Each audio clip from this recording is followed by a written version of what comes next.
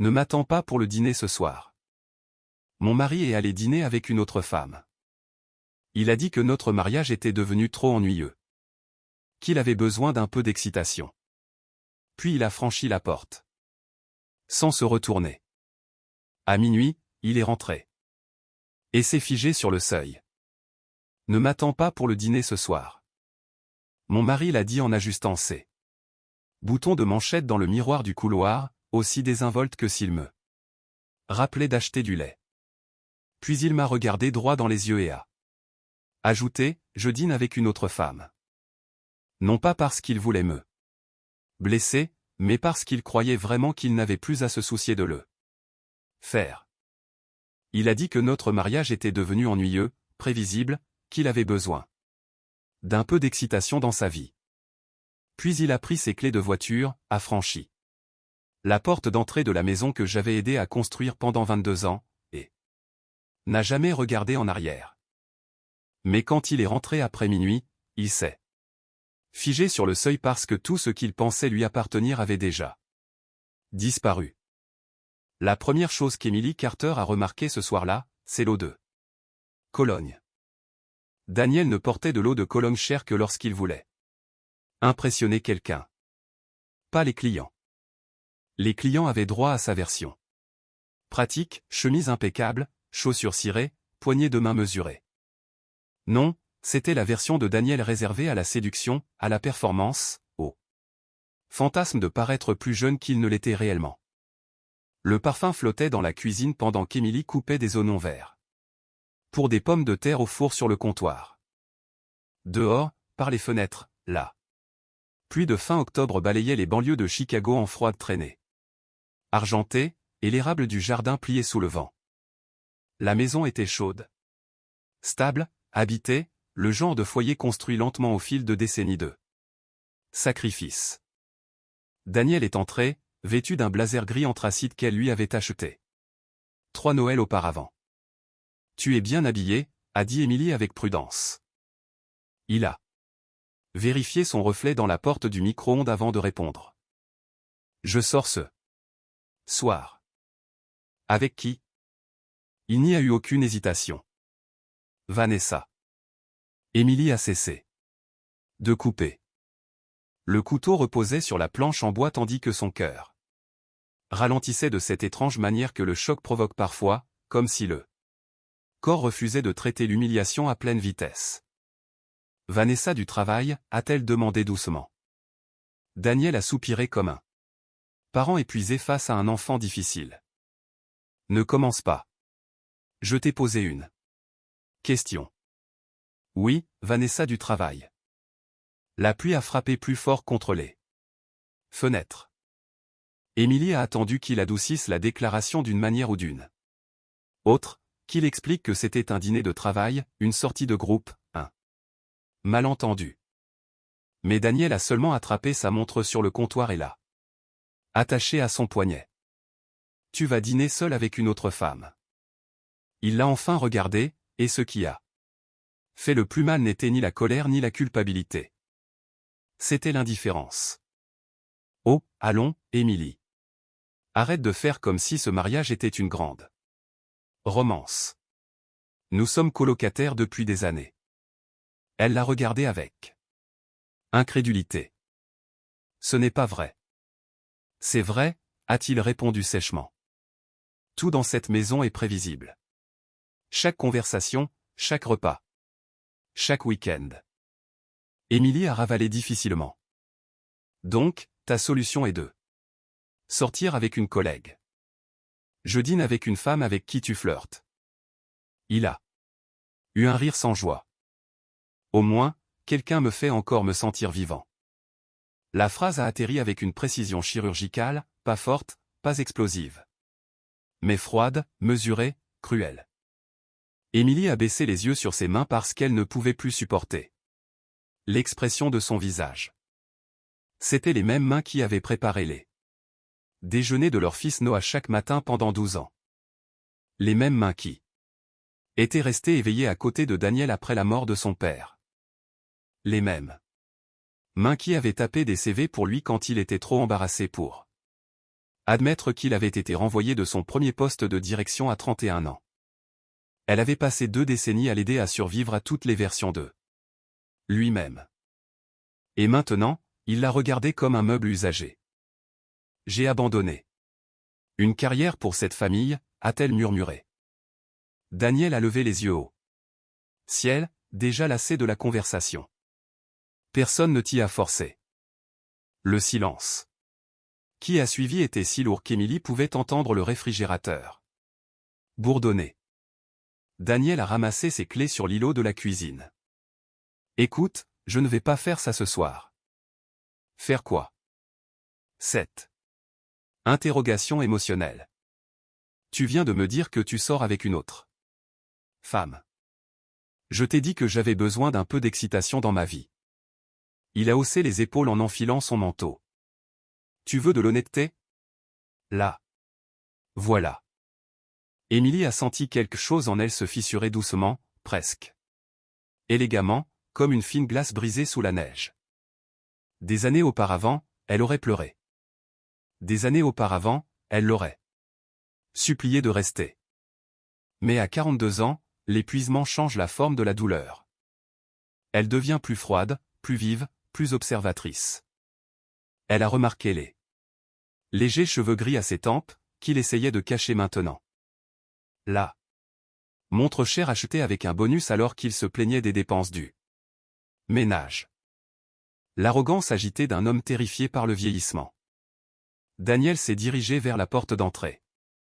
Ne m'attends pas pour le dîner ce soir, a-t-il dit. Puis il est parti. La porte s'est refermée doucement. Derrière lui. C'était le pire. Pas un claquement, pas de la rage, juste de la certitude. Émilie est restée immobile dans la cuisine longtemps après que le son de sa BMW ait disparu dans la rue humide de la banlieue. Les pommes de terre ont brûlé dans le four parce qu'elle avait oublié leur existence. Quelque part à l'étage, la télévision de la chambre d'amis continuait à diffuser une vieille sitcom. Aucun d'eux ne la regardait. Pour la première fois depuis des années, la maison paraissait honnête. Pas heureuse, pas aimante, juste honnête. Elle a lentement éteint le four, s'est essuyé les mains sur un torchon. Et est entrée dans le salon. Son reflet la fixait depuis l'écran de télévision. Sombre, des cheveux bruns mi-longs, lâchement attachés, un pull bleu doux, des yeux fatigués qui avaient passé trop d'années à essayer de maintenir la paix. Dans un mariage qu'une personne avait déjà abandonné émotionnellement. Puis son ordinateur portable a sonné. Émilie s'est assise sur le canapé et l'a ouvert. L'email était toujours là, offre finale, directrice principale de la stratégie. De marque, Chicago, avantages sociaux complets, salaire à 6 chiffres, date de début flexible. 3 semaines plus tôt, elle avait failli supprimer le message. Par peur. Après 15 ans loin du marketing d'entreprise, elle s'était convaincue qu'elle était dépassée, invisible, trop âgée pour recommencer.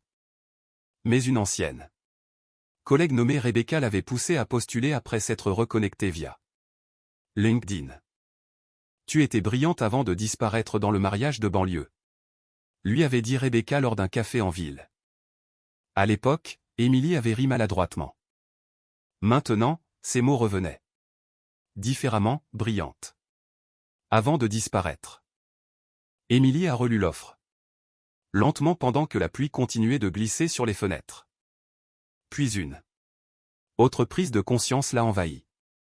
Daniel ne pensait pas qu'elle partirait. C'est pourquoi il était si négligent. Il croyait qu'elle était trop dépendante. Trop épuisée émotionnellement, trop effrayée par l'incertitude pour jamais changer sa vie. Et soudain, quelque chose en Émilie est devenu très calme. Pas vindicatif, pas hystérique, clair. Elle a ouvert un autre dossier sur son ordinateur portable. Des documents financiers. Au cours des 6 derniers mois, de petites incohérences l'avaient amené à prêter attention, frais de restaurant, achat de bijoux. Réservation d'hôtel lors de conférences professionnelles. Au début, elle cherchait parce qu'elle craignait de perdre son mari. Finalement, Elle a continué à chercher parce qu'elle craignait de se perdre elle-même. Son père l'avait doucement averti des années avant de décéder, ne construis jamais toute ton identité autour de la loyauté de quelqu'un d'autre. Les gens sont les plus faibles quand ils pensent que tu ne partiras jamais. À l'époque, elle pensait qu'il était cynique. Maintenant, elle comprenait qu'il essayait de la protéger. Émilie a pris son téléphone et a passé un appel. David, a-t-elle dit doucement lorsque son jeune frère a répondu. Tu es toujours réveillé. Oui. Qu'est-ce qui s'est passé? Elle a regardé la photo de mariage accrochée au-dessus de la cheminée, Daniel souriant fièrement à ses côtés, Noah entre eux à l'âge de 6 ans. Une famille figée dans le temps. Je crois que mon mariage vient de se terminer. Ce soir. Il y a eu une pause. Puis la voix de David a changé immédiatement. Protectrice, sérieuse. De quoi as-tu besoin? Émilie a inspiré lentement. Pour une fois, a-t-elle dit doucement, j'ai besoin d'arrêter de le protéger. Dehors, le tonnerre grondait sur les sombres banlieues de Chicago pendant qu'Emily Carter prenait la première vraie décision qu'elle avait prise pour elle-même en plus de 20 ans. Et quelque part en ville, Daniel riait autour d'un steaké de vin avec une autre femme, complètement inconscient qu'au matin, la vie qu'il tenait pour acquise lui échapperait déjà des mains. Daniel est rentré un peu après minuit. Émilie a d'abord entendu la porte du garage, puis le lourd silence qui a suivi. Le silence d'un homme qui essaie de ne pas paraître coupable tout en croyant secrètement qu'il ne devait plus l'innocence à personne. Elle était assise dans le salon, un bloc-notes sur les genoux, lorsque la porte d'entrée s'est ouverte. Daniel est entré en riant doucement à quelque chose sur son téléphone, probablement un SMS de Vanessa, mais le sourire a disparu dès qu'il a levé les yeux. Les lumières du salon étaient allumées à fond. Des boîtes d'archives bordaient le parquet. Des dossiers, des classeurs, des relevés fiscaux, des relevés hypothécaires, des comptes de retraite, des résumés d'investissement. 22 ans de vie commune réduits à des piles organisées. Et assis calmement à côté d'Émilie sur le canapé se trouvait son jeune frère, David. Daniel s'est figé sur le seuil, exactement comme elle savait qu'il le ferait. Qu'est-ce que c'est que ça? A-t-il demandé.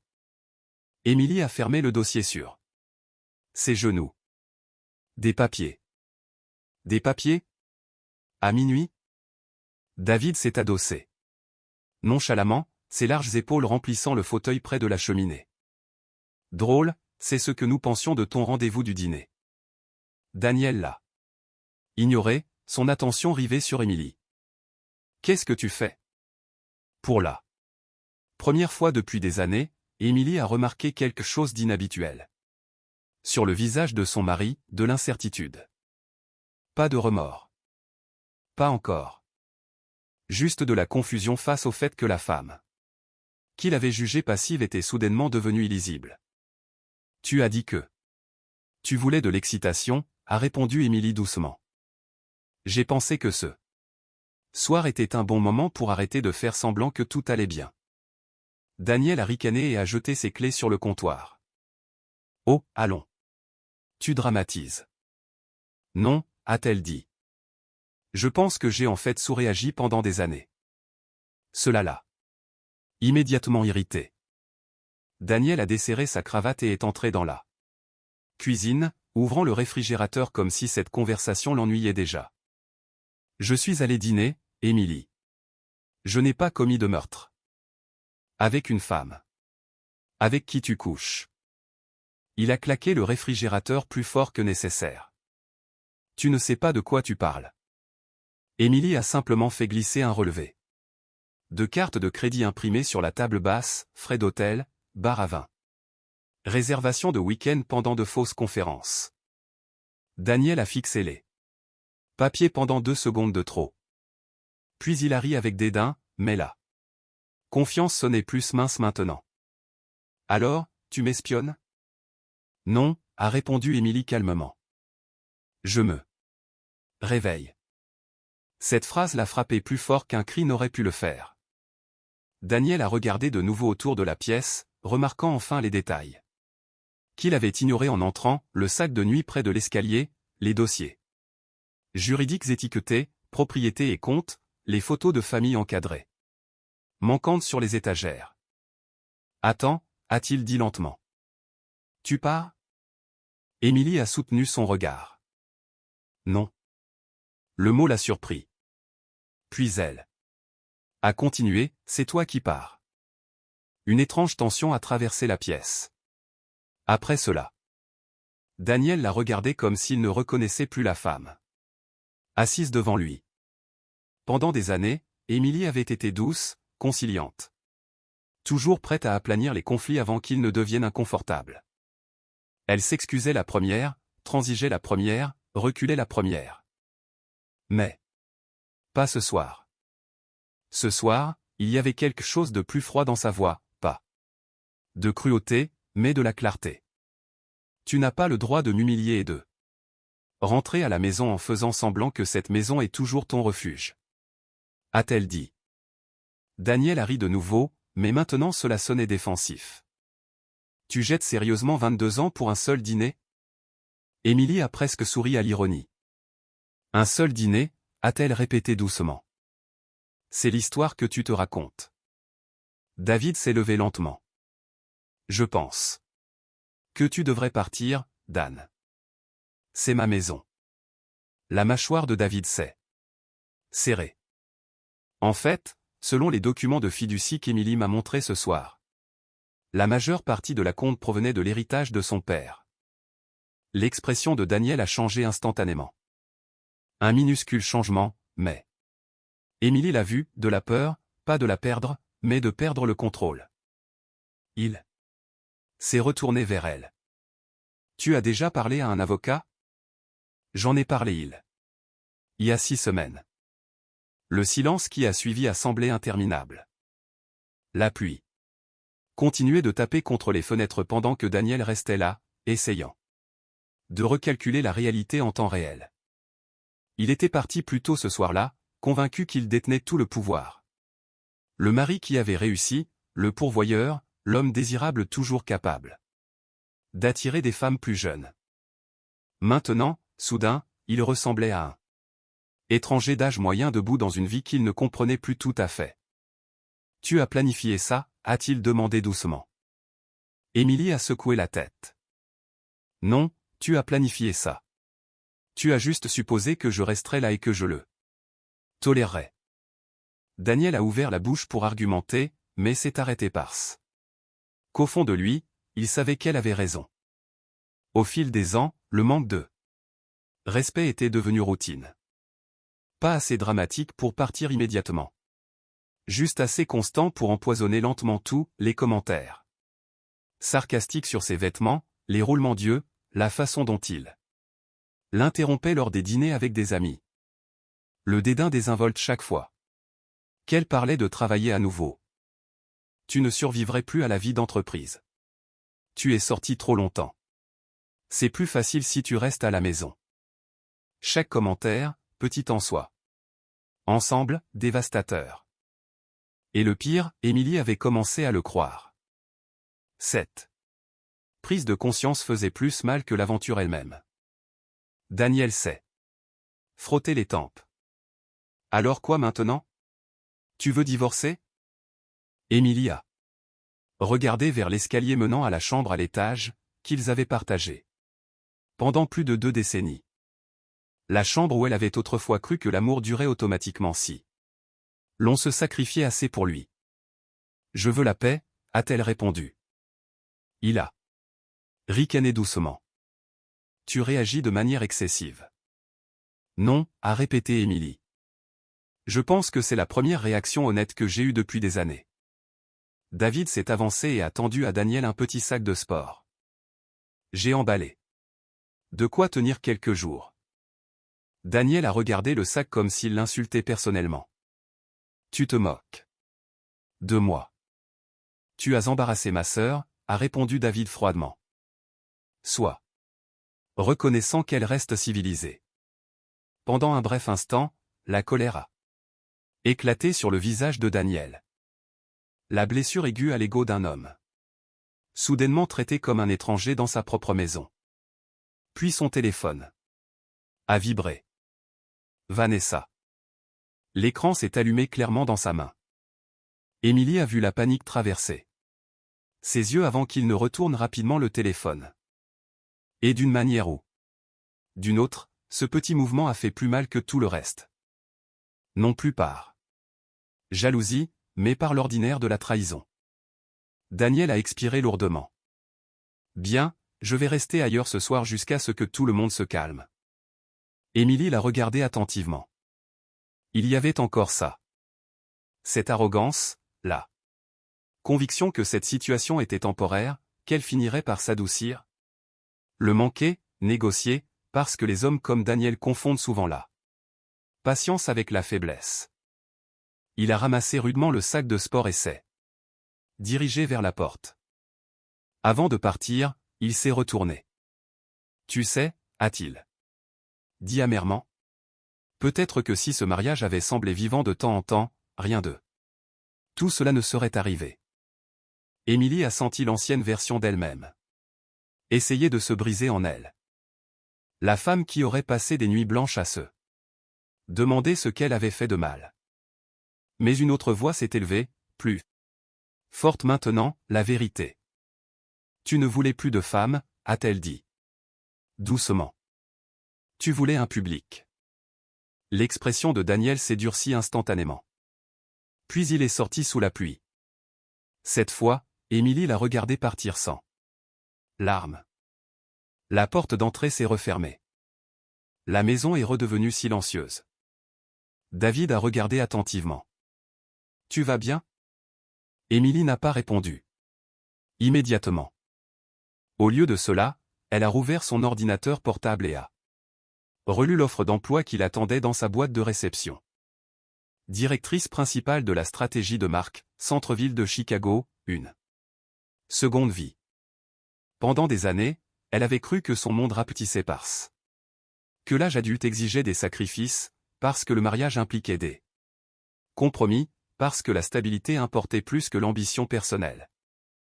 Mais assise là, dans le calme après la trahison, Émilie a enfin compris quelque chose de douloureux. L'amour ne devrait jamais t'obliger à disparaître. Elle a cliqué sur « Accepter ». L'offre. Quelques secondes plus tard, l'email de confirmation est arrivé. David a souri faiblement. Papa aurait été fier de toi ce soir.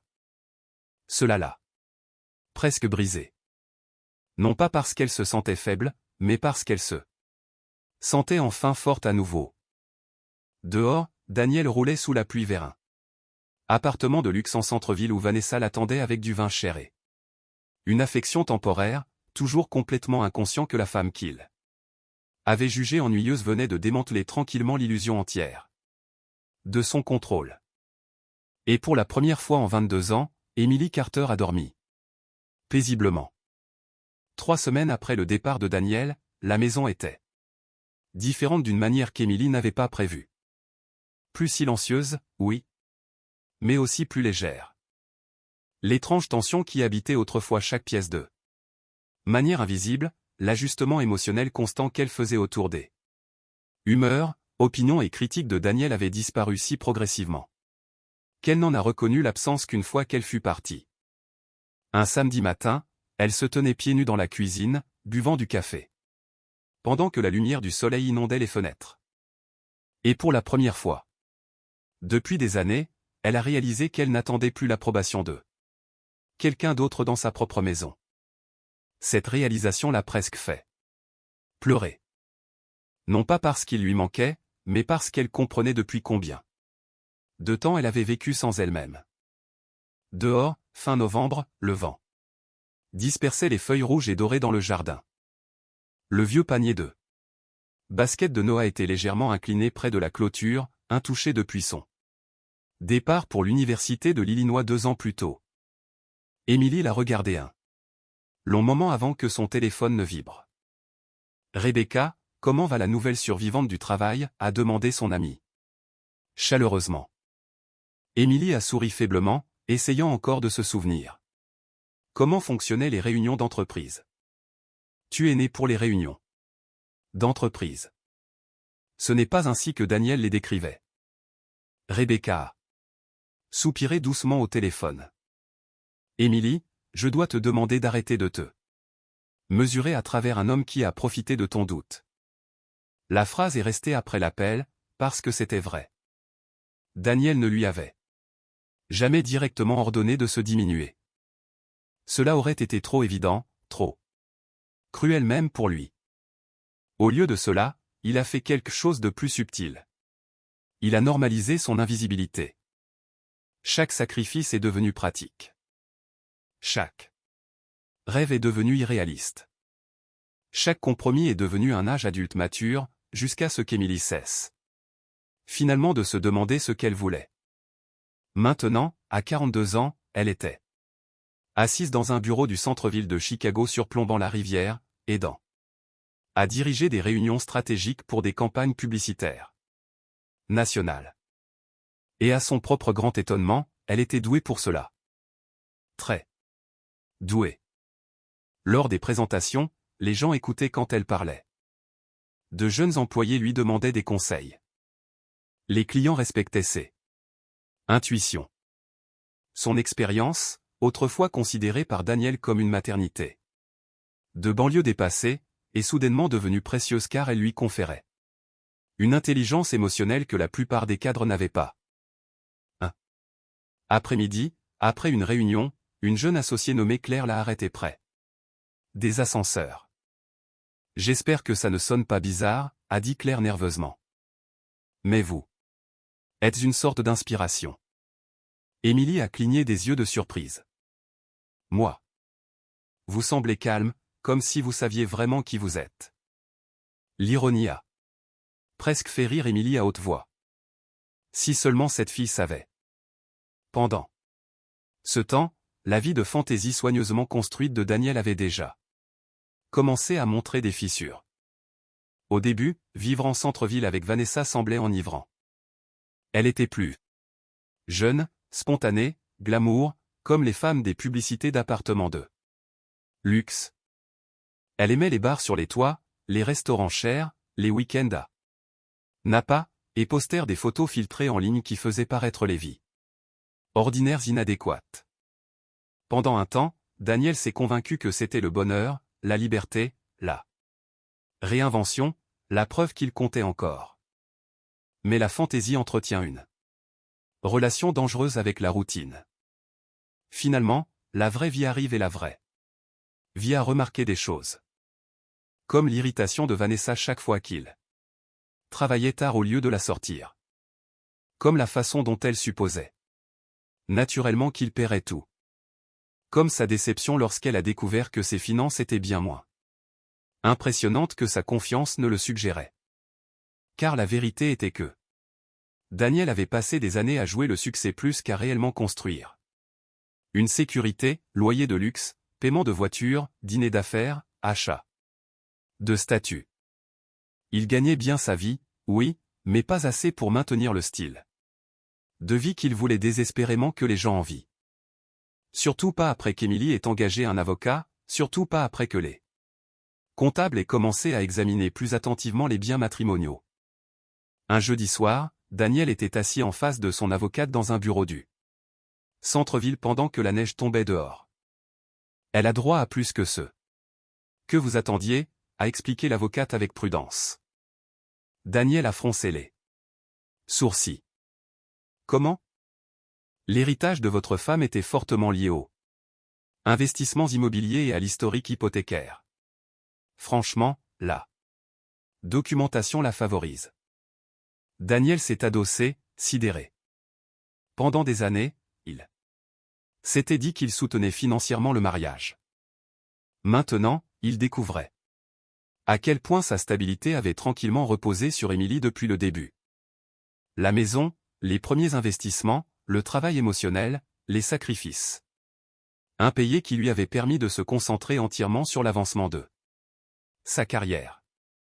Et d'une manière ou d'une autre, cette réalisation l'a mis en colère au lieu de l'humilier. Elle monte aussi Noah contre moi, a-t-il marmonné amèrement. Son avocate avait l'air mal à l'aise. Votre fils a 20 ans, Daniel. Il se forge ses propres opinions. Cette conversation l'a hanté pendant des jours. Surtout après que Noah ait cessé de répondre à la plupart de ses appels. Pas entièrement, juste assez pour créer une distance. Leur fils restait poli. Mais plus froid maintenant. Un dimanche après-midi, Daniel s'est rendu sur le campus, espérant arranger les choses en personne. Noah l'a rencontré devant un café près de la bibliothèque universitaire, vêtu d'un sweat à capuche grillée. L'épuisement sous les yeux. « Tu vas bien ?» a demandé Daniel maladroitement. Noah a hoché la tête, occupé. Ils sont restés assis ensemble pendant plusieurs minutes inconfortables avant que Daniel ne soupire enfin. « Ta mère rend ce divorce plus laid qu'il ne devrait l'être. » Noah l'a regardé avec incrédulité. « Maman le rend laid ?» Daniel s'est frotté le front. « Tu ne comprends pas toute la situation. »« Non. » a dit Noah doucement. « Je pense que si. » Le calme dans la voix de son fils l'a immédiatement perturbé. Noah s'est légèrement penché en avant. « Tu sais ce dont je me souviens le plus en grandissant, a-t-il demandé. Maman te défendait toujours. Daniel a froncé les sourcils. Quand tu as perdu ton emploi, elle te défendait. Quand tu manquais mes matchs de baseball à cause du travail, elle te défendait.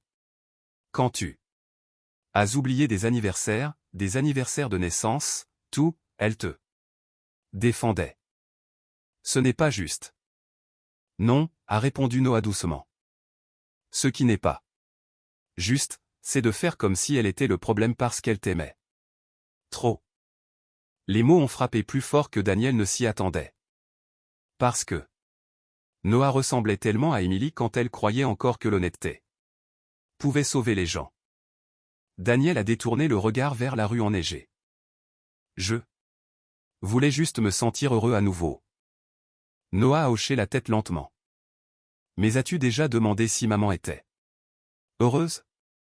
Cette question a suivi Daniel jusqu'à la maison, et la maison elle-même avait déjà commencé à changer. Vanessa est devenue impatiente avec ses humeurs. Elle détestait les discussions sur les avocats, les finances et les conséquences émotionnelles parce que ces choses interrompaient la version fantaisiste de lui qu'elle trouvait initialement attrayante. Un soir, elle a jeté un sac de courses sur le canapé et a dit nonchalamment. « Tu es misérable depuis que tu as quitté ta femme. » Daniel a immédiatement rétorqué, peut-être parce que toute ma vie a explosé. Vanessa a croisé les bras. « Tu as dit que ton mariage était déjà mort. » C'était compliqué. Elle a ri sèchement. C'est ce que disent toujours les hommes mariés. L'appartement est soudainement devenu plus petit après cela, plus froid, trop moderne pour être réconfortant. Daniel s'est versé du bourbon et a regardé le panorama de Chicago. Tandis qu'une vérité désagréable émergeait lentement sous toute sa colère. Il ne manquait pas d'excitation en fait. Il manquait de paix, le genre qu'Emily créait. Si naturellement qu'il avait cessé d'en remarquer la valeur. Une semaine plus tard, en parcourant LinkedIn tard dans la nuit, il s'est figé. En voyant une photo de l'événement de Noël de l'entreprise d'Emily. Elle se tenait à côté de collègues, tenant une coupe de champagne, souriant sous des lumières dorées. Et elle avait l'air vivante, pas dramatique, pas plus jeune. Juste sincèrement vivante d'une manière qu'il n'avait pas vue depuis des années. Confiante, chaleureuse, intouchée par lui. Maintenant, pour la première fois depuis son départ de la maison, Daniel a ressenti quelque chose de dangereusement proche du regret. Non pas parce que son aventure avait échoué, mais parce qu'Emily y avait survécu.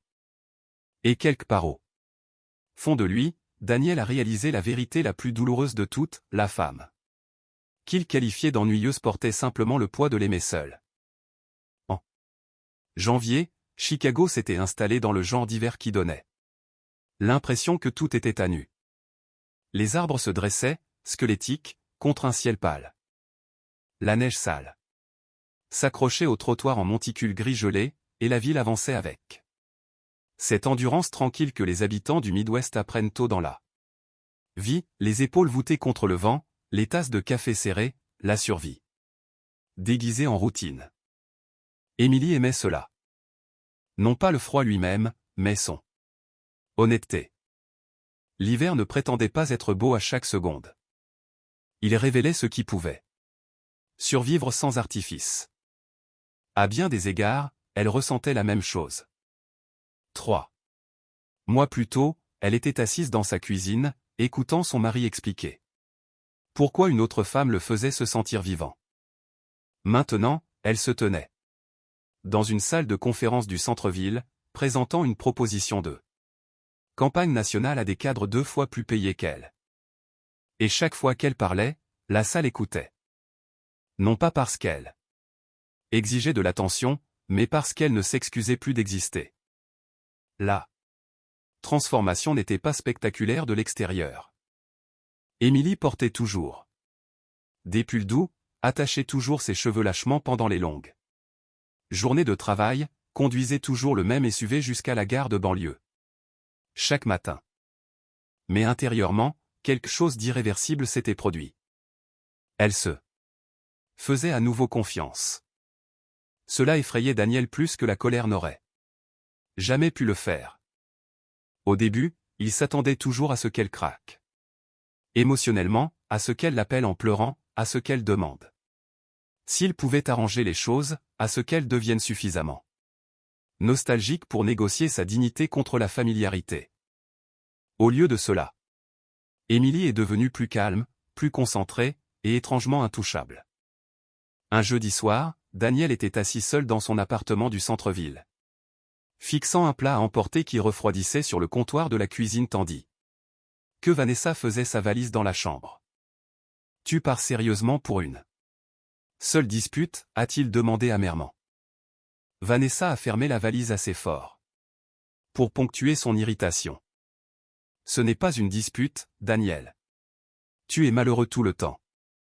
Je traverse un divorce. Tu étais déjà malheureux avant le divorce. » Cette phrase a atterri plus durement qu'elle ne l'avait voulu. Daniel a immédiatement détourné le regard parce qu'au fond de lui, il savait qu'elle avait raison. Vanessa a soupiré et s'est légèrement adoucie. « Écoute, quand nous avons commencé ça, tu as fait croire que ton mariage était mort, mais tu parles constamment de ta femme. Mon ex-femme, si tu veux. » Vanessa a dit doucement. « C'est ça. » Daniel s'est frotté le visage des deux mains. L'appartement est soudainement devenu suffocant. Tout de verre, d'acier. Et de vil coûteux. Pas de photos de famille, pas d'histoire, pas de chaleur. Juste des meubles soigneusement sélectionnés dans une vie entièrement construite autour des apparences. Vanessa a pris son manteau. « Je pense que tu as aimé le fantasme de partir plus que la réalité de cela. » Puis elle est partie, et cette fois-ci, Daniel a compris exactement comment une porte qui se refermait pouvait résonner dans toute la vie d'une personne. Pendant les semaines suivantes, il a traversé les routines mécaniquement. Travail, gym, whisky, silence.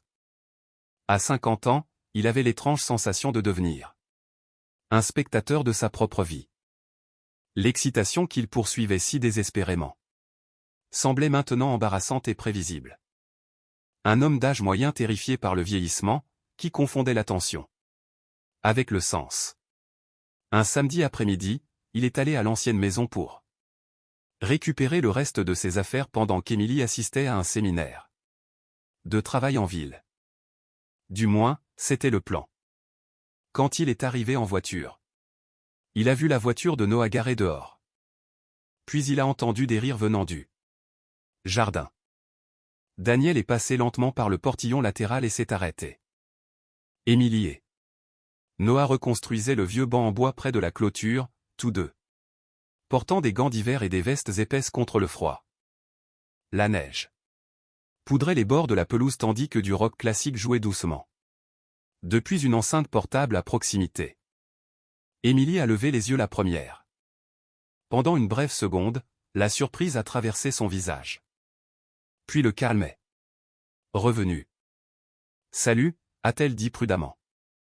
Noah s'est redressé immédiatement. L'expression méfiante.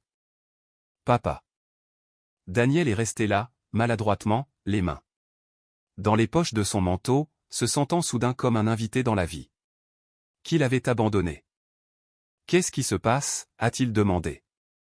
Le banc a fini par s'effondrer, a répondu Noah sèchement. Nous pensions le réparer. Daniel a regardé l'ancienne structure en bois. Il avait construit ce banc avec Noah 15 ans plus tôt, lors d'un week-end de barbecue estival. Émilie avait apporté de la limonade dehors pendant que Père et Phil se disputaient à propos des outils et des mesures. À l'époque, Daniel croyait que des moments comme celui-là existeraient pour toujours. Automatiquement. Maintenant, il comprenait à quel point le bonheur ordinaire était fragile. Émilie a essuyé la neige de ses gants. Tu es venu chercher les cartons à l'étage. Oui, je les ai laissés dans la chambre d'amis. Daniel a hoché la tête mais n'a pas bougé. Quelque chose dans la scène devant lui le retenait. Le simple confort entre Émilie et Noah, le rythme facile de la conversation auquel il n'appartenait plus naturellement. Pendant des années, il s'était convaincu que la vie domestique le piégeait. Maintenant, cela ressemblait à la paix. Noah est rentré tranquillement. Clairement peu disposé à arbitrer la tension qui restait entre ses parents. Cela laissait Daniel et Émilie seuls dans le jardin froid. Pendant un moment, aucun des deux n'a parlé. Puis Daniel a finalement expiré. Tu as l'air heureuse. Émilie a haussé légèrement les épaules. Je guéris. L'honnêteté de la réponse lui a fait plus de mal que la cruauté n'aurait pu. Daniel a fixé l'herbe couverte de neige. Je ne pensais pas que les choses se passeraient comme ça. Émilie a failli rire. Vraiment? Je pensais, il s'est arrêté. Quoi? Il l'a regardé alors, sincèrement épuisé pour la première fois depuis des mois.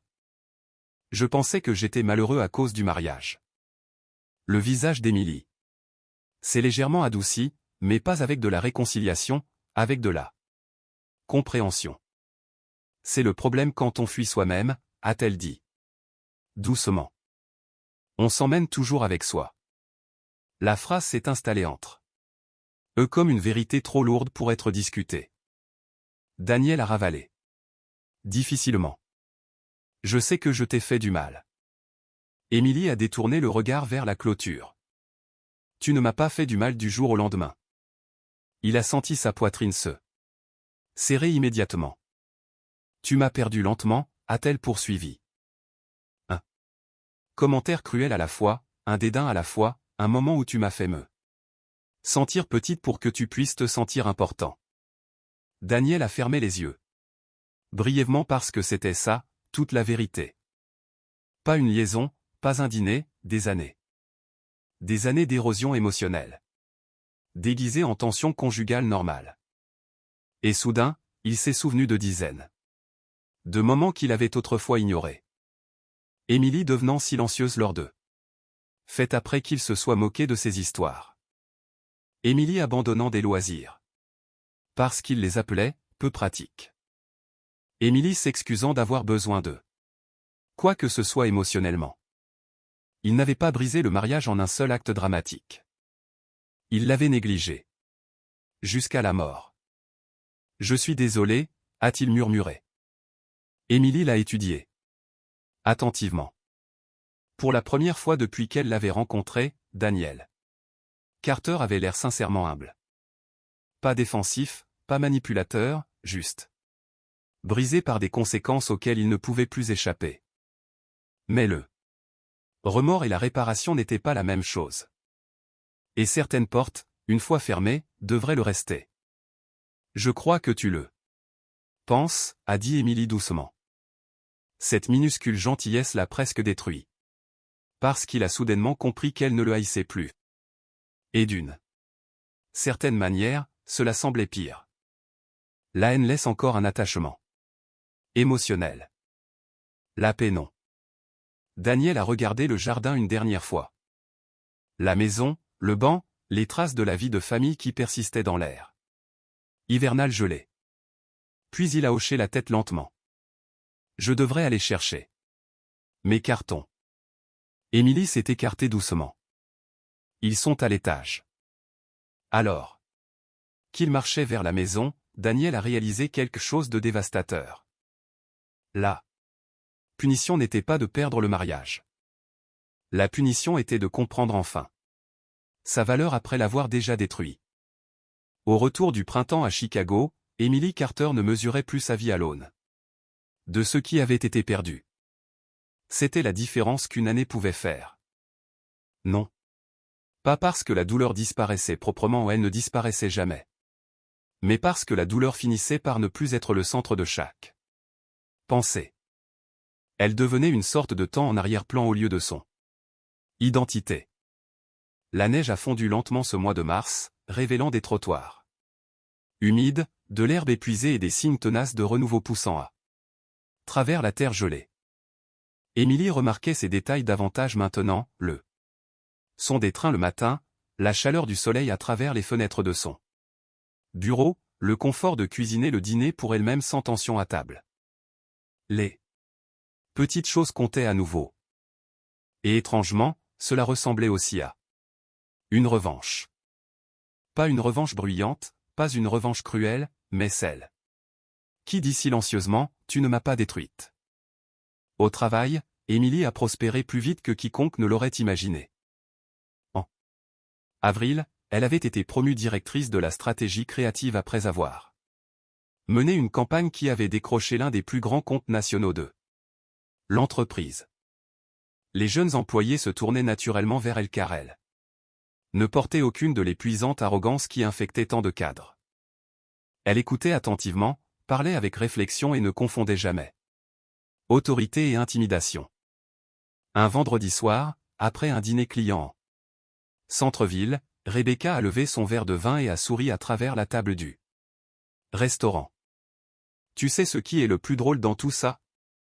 Émilie a ri. Doucement. Quoi? Tu ne réalises toujours pas à quel point tu es impressionnante? Un an plus tôt, des compliments comme celui-là l'auraient embarrassée. Maintenant, il semblait simplement inhabituel, d'une manière curative. Devant les fenêtres du restaurant, Chicago brillait sous une douce pluie printanière tandis que les gens se hâtaient sur les trottoirs sous leur parapluie et que les feux de circulation se reflétaient sur le pavé mouillé. Émilie a regardé son reflet faiblement miroir dans la vitre.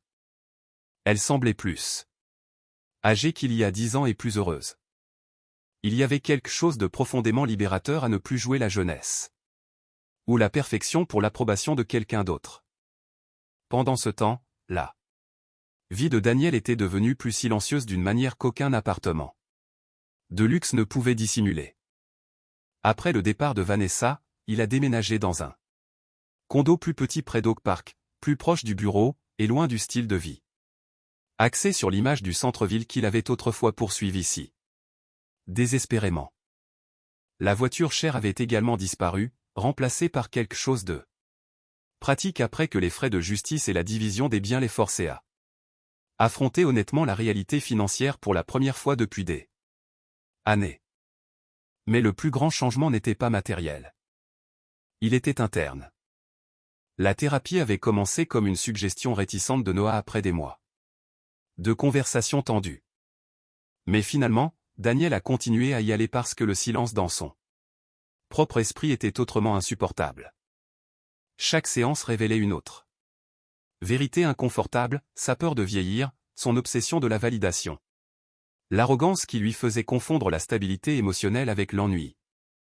Le plus douloureux de tout était de réaliser qu'Émilie avait passé des années à essayer d'aimer un homme, cherchant constamment des raisons de se sentir insatisfaite. Un dimanche après-midi, Daniel a de nouveau rencontré Noah pour un café près du campus universitaire, presque exactement là où leur conversation précédente s'était si mal passée des mois auparavant. Cette fois, c'était différent. Non. Pas réparé, mais honnête. Noah a mélangé de la crème dans son café tout en étudiant son père attentivement. Tu as l'air mieux, a-t-il admis. Daniel a Eut un sourire fatigué. Moins stupide, peut-être. Cela a fait rire Noah de manière inattendue. Son a presque brisé le cœur de Daniel parce qu'il a réalisé depuis combien de temps son fils ne se sentait plus détendu autour de lui. Après un moment, Noah a demandé doucement, « Tu aimes toujours maman ?» Daniel a regardé par la fenêtre du café vers des étudiants traversant la rue en veste de printemps et sac à dos. « Oui » a-t-il répondu honnêtement. Noah a hoché la tête une fois. Mais parfois, aimer quelqu'un après l'avoir détruit n'aide plus vraiment. Daniel a fermé les yeux brièvement parce que c'était vrai aussi. Et accepter la vérité sans se défendre était devenu une partie de la punition. À l'approche de l'été, la procédure de divorce s'est finalement achevée. La dernière étape majeure impliquait la vente de la maison familiale. Émilie a insisté pour la gérer paisiblement. Pas de théâtralité judiciaire, pas de jeu vindicatif, juste des signatures de documents et une finalité. Pourtant, lorsqu'ils se sont rencontrés au bureau de l'agent immobilier un après-midi chaud de juin, une tension persistait silencieusement sous tout. Pas de haine. Juste l'histoire. Le bureau donnait sur une rue de banlieue bordée d'arbres où les arroseurs cliquetaient rythmiquement sur les pelouses vertes à l'extérieur. Daniel a signé plusieurs documents en silence avant de finalement poser son stylo. Cette maison méritait mieux que ce qui est arrivé, a-t-il dit doucement. Émilie l'a regardé longuement. Oui, a-t-elle répondu doucement. Elle le méritait. L'honnêteté de sa voix ne contenait plus d'amertume, seulement le chagrin pour quelque chose qui aurait pu survivre si les deux personnes l'avaient protégé. Également. Daniel s'est adossé lourdement dans sa chaise. Je pensais que l'excitation signifiait échapper à la responsabilité, a-t-il admis. Mais, honnêtement, il a ri faiblement de lui-même, la paix était là, dans cette cuisine, depuis le début. Émilie a senti une douleur traverser sa poitrine parce qu'il était une fois. Entendre ces mots aurait tout signifié pour elle. Maintenant, ils arrivaient. Simplement trop tard. Certaines vérités n'apparaissent qu'après que les conséquences forcent les gens à voir clairement. Elle a calmement croisé les mains sur la table. Certaines personnes ne reconnaissent la loyauté qu'après l'avoir perdue. Daniel a hoché la tête lentement. Pas d'argument, pas d'excuse, juste de l'acceptation. Et étrangement, cela a donné à Émilie plus de réconfort que les fantasmes de vengeance n'auraient jamais pu le faire. Parce qu'à la fin, Daniel avait été forcé de confronter la seule chose qu'il avait passé des années à éviter, lui-même. La réunion s'est terminée tranquillement après cela. Pas d'adieu dramatique, pas de réconciliation, juste deux personnes sortant des vestiges d'une vie partagée avec des avenirs très différents devant elles. Dehors, un vent doux soufflait à travers les arbres de banlieue tandis qu'Émilie marchait seule vers sa voiture. À mi-chemin, Daniel l'a appelée doucement. Émilie. Elle s'est retournée. Pendant une seconde, il ressemblait exactement au jeune homme qu'elle avait épousé 23 ans plus tôt, plein d'espoir, humain et incertain sous tout son ego et ses erreurs. Je suis vraiment désolé, a-t-il dit. Émilie l'a étudié attentivement. Puis elle a souri tristement, mais sincèrement. Je sais. Et pour la première fois, cela a suffi. Elle est montée dans sa voiture et a démarré sur la route tandis que le soleil scintillait à travers les arbres au-dessus d'elle. La radio jouait doucement en arrière-plan, une vieille chanson de Fleetwood Mac qu'elle aimait au collège. Et alors que la circulation la menait vers le centre-ville de Chicago, Émilie a réalisé quelque chose de surprenant. Elle n'avait plus besoin que Daniel souffre pour qu'elle puisse guérir. La vie avait déjà rétabli l'équilibre. Naturellement. Il avait perdu la femme qui protégeait sa paix. Elle avait redécouvert la femme qu'il avait presque réussi à lui faire croire qu'elle n'existait plus. Et peut-être que c'était la vraie leçon cachée derrière le chagrin, la chose là plus dangereuse que vous puissiez faire à une personne loyale est de supposer qu'elle restera, peu importe à quel point vous la traitez mal. Parce que, finalement, même les cœurs les plus doux apprennent la différence entre l'amour et l'auto-effacement. Et quand ils s'en vont enfin, ils ne reviennent pas les mêmes. Si cette histoire vous a touché ou vous a rappelé quelqu'un qui a oublié votre valeur jusqu'à ce qu'il soit trop tard, prenez un moment pour partager vos réflexions ci-dessous. Et si vous aimez les histoires émotionnelles profondes sur la trahison, la résilience et les secondes chances, n'oubliez pas de vous abonner et de nous rejoindre pour le prochain voyage.